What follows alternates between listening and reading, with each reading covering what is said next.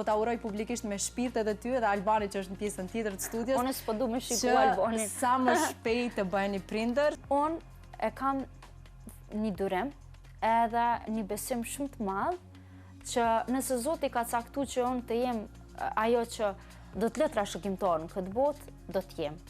Nëse jo, atëherë do të pajtoj me këtë dhe do të vazhdoj, sepse ajo është që neve nuk kemi çfarë të kontrollojmë në atë pjesë. Çfarë neve të mund të kontrollojmë në këtë, është minjoja dhe mirësia.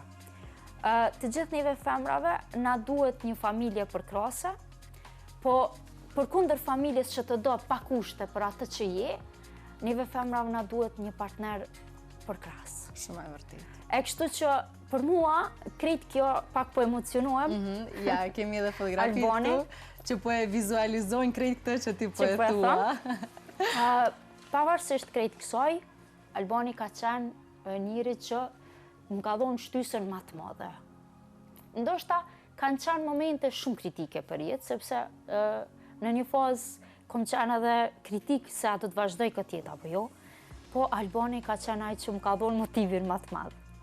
Edhe jo që i ndjehem bërshli, sepse nive njerëzve nuk mundemi me i qenë minjosat sa duhet. Mundemi me qenë minjos me mirësjellje, me fjalë të mira, por Zoti është ai që na shpërblen në formën më të mirë të mundshme në vlerën që neve japim për tjetrin. Dhe tash, edhe një mesazh për femrat ose nonat që kanë dëshirë me pas një fëmijë, po ende nuk e kanë, qëndroni të forta. Pika kryesore.